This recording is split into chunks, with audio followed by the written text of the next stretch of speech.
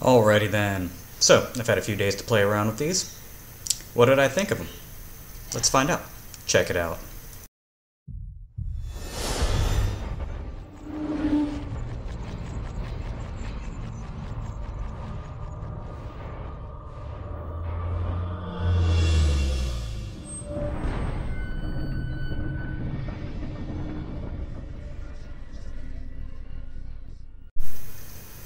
Alrighty then, welcome back YouTube. Thanks for dropping by for a follow-up to my review of the Fling Wide Mini. First of all, forgive the lighting in here. It's late at night. You can see the clock behind me. And I don't have the benefit of natural light coming in right now, and I don't have any studio lighting. So, all of that aside, I'm going to look a little washed out or whatever. Anyway, I've had a chance to play around with the Fling Wide Mini for a few days, and all 6 of the flavors that Steve Miller over at White Cloud eSig sent over to me. And if I were to wrap it up in one word, I would say impressed. That's just my general take of the situation. I'm very impressed with just about everything about these, to be perfectly honest.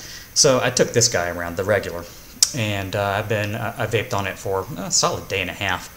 And I'm not sure if it's the way I vape or whatever, but coincidentally, the battery expired at about the same time that the juice in the cartomizer expired.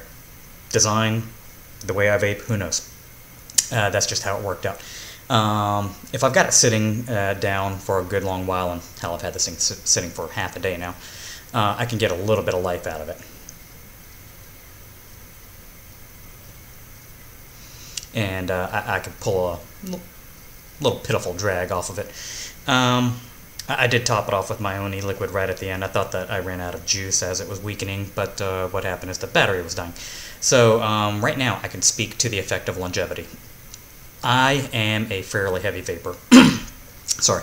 I've been vaping for about 4 years now, and I still vape pretty heavily. I go through on a setup, well, this is a bad example because of the type of tank it is, but on a typical sub-ohm tank, RTA or whatever, I'll typically go through about 15-20 mils of juice on a normal day.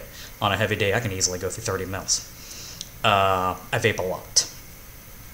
With these, I went the entire day on this, or the entire time rather on this, and got about a day and a half out of it. Very, very few times I got a little lightheaded, a little nicked out, just a little. But again, I typically vape 0 nicotine. The beginning vapor who's coming into this, someone who's a smoker transitioning, they may actually want to go a lot stronger than what I've got, because these are 0.8%, 8 milligrams, and they qualify that as an ultralight, and I'll go along with that, because, I mean, me as a non-nicotine guy, I was absolutely not buzzing or anything off of this until, I just chain vape, and just pounded this thing, and then I'd start getting a little nicked out. Anyway, right now, I mean, this thing's pretty well dead. I can take a drag like I showed you.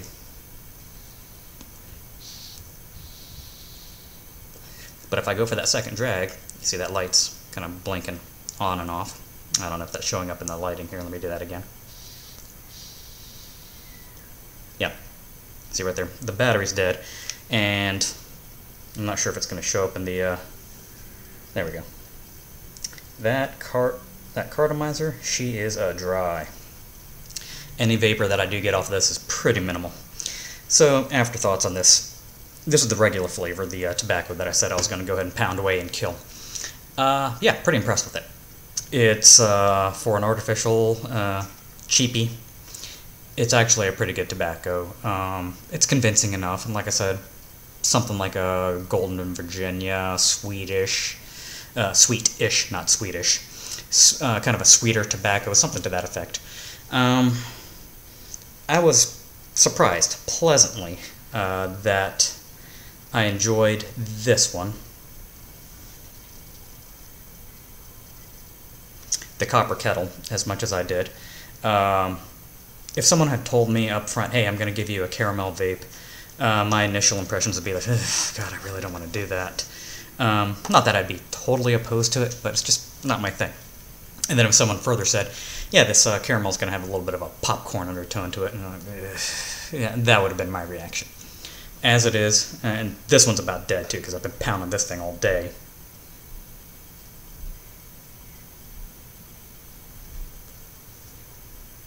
Yeah, I'm really digging this flavor. I'm just about out of juice in this thing though. It's a little on the dry side.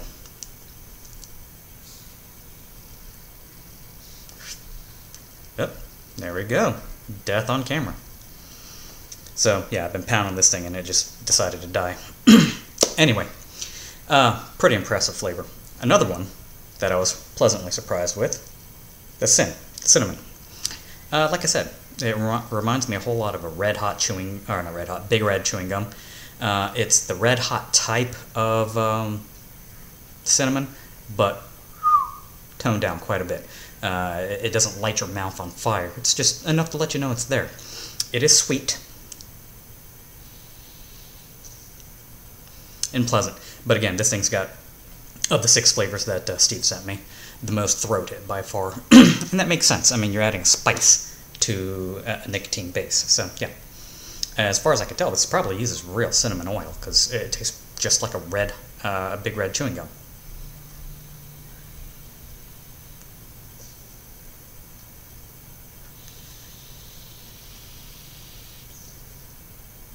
Nice.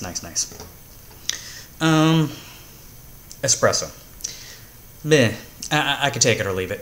If you like coffee vapes, I could see this thing going really well. But the only time I would ever consider using this is sometime in the morning. I mean, throughout the day, especially this time of year. I live in South Carolina, and it's like 3 billion degrees outside right now. It's like the surface of the sun. And one thing I would say about this is that it's heavy. Even compared to something like the copper kettle, it's really heavy. It's just a dense, heavy vape. It's not refreshing at all. But indoors, like I am now, it's not bad. And if you like coffee and if you like coffee vapes, it's probably not a bad way to go. These two guys, menthol tobacco and the 0K. These are the menthol vapes. And again, not a menthol smoking guy, not a menthol vaping guy, rather. I did smoke menthols. This guy, the menthol tobacco.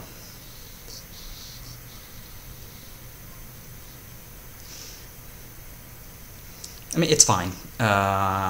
If you're a menthol smoker vapor, this will probably do it for you.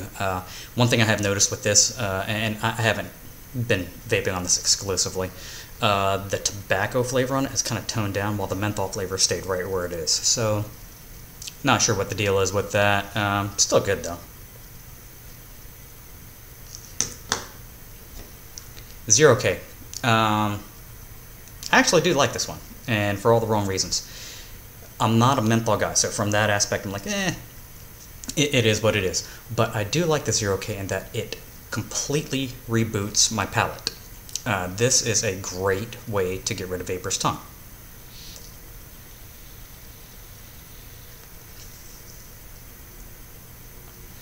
And it's pretty refreshing, actually. I can taste spearmint, I can taste the peppermint, and I can taste menthol in there. Those are the 3 predominant flavors. I'm not picking up any wintergreen or any other type of mint or anything like that. Definitely no eucalyptus in this. But I could see this doing a good job of clearing out the palate after vaping on some really heavy custards, desserts, or anything like that, or even any really heavy, earthy type of tobaccos. Yeah. So, yeah. The big thing that I didn't hit on the initial review was what about the longevity? Yeah, I got a good solid day and a half out of this thing, and with the copper kettle, I was pounding this thing too. I got a good solid day and a half out of it. I'm pretty impressed.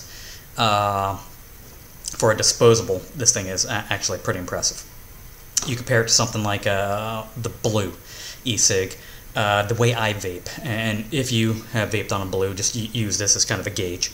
The way I vape, a Blue will not last me a day. It won't even last me close to a day. I might get 6 to 8 hours out of the day out of it, if that. This, I got a day and a half with me being up something like 16 hours a day. So, I mean, you figure we're around 25 hours of vape time out of this thing. Now, that's not me constantly vaping. I mean, people just don't function that way. But significantly more vape time out of this than out of something like a blue disposable. And the flavors are just on point to boot. Now, I was mistaken in my price quoting, and I did go correct that in the description of the last video. Bought individually, these are $9.95 a piece. If you buy them in bulk, you can have these as cheap as $5.95. You have to buy 100 of them. But if this is your thing, if you like disposables, or if you're a shop owner and you want to start selling these, you can pick up 100 of these things for $595 and $6 a piece with free shipping. If you are a private individual and you want to buy a 5-pack of these, they're going to be about $9 a piece at $44.95, I believe. And they get cheaper as you buy more. You buy a 10-pack and you get them for $80, so $8 a piece. And if you find one that you want to keep on hand, like say you want to have something to reboot your vapor's tongue, pick up a 10-pack of these for $80, have them in the pantry or something. You start getting that vapor's tongue, pick out one of these, boom, vape on it for half a day, put it away. You'll have these things to last a year. So, I mean, that's a way to go. I'm honestly probably going to pick up some of these 0K just for that purpose, because they do a phenomenal job of rebooting vapor's tongue. Not a whole lot else to say. This is just a little follow-up. I don't want it to go too long. I'm going to post another video when I post this one with a little bit more about advocacy, so I'm not going to get on too much of a soapbox at the end of this video like I've done with all the other ones, other than to say contact representatives, do what you got to do. HR 2058, Cole Bishop Amendment. Look at the description of my previous video and the one I've got coming following, and I'll also put it in the description of this one. Support the generosity fund that Rip Tripper set up. Forego one bottle of juice and see how far that $1 or that $5 goes. Give up a bottle of juice this month, $5 10 ml bottle of juice, and just donate that. You'd be amazed how far that'll go. Right now the fund is about halfway where it needs to be. So anyway, soapbox aside, because I'm getting ready to do a whole separate video on that. That being said, I'm good to go with these. These are by far the most impressive disposables I've ever seen. Steve from White Cloud contacted me, and he said, hey, I'll go ahead and send you out some more tobaccos. And so whenever he gets those out in my way, I'll go ahead and review those as well. I'm not sure which flavors he's going to send me, but yeah, I'll take whatever he's got. Another thing to think about is if you want to get the full-sized Fling Wide, which is about that tall, that's another way to go. They're a little bit more expensive, only available in singles, so you're spending $13 a pop on those, but they last longer. They hold 3 mils of juice, and they've got about 50% more battery life, so yeah, something to think about. Anyway, I'll post the links below again that I did in the last video, and yeah, do what you got to do. Vape on, vape strong, vape safe. Alright, I'm out.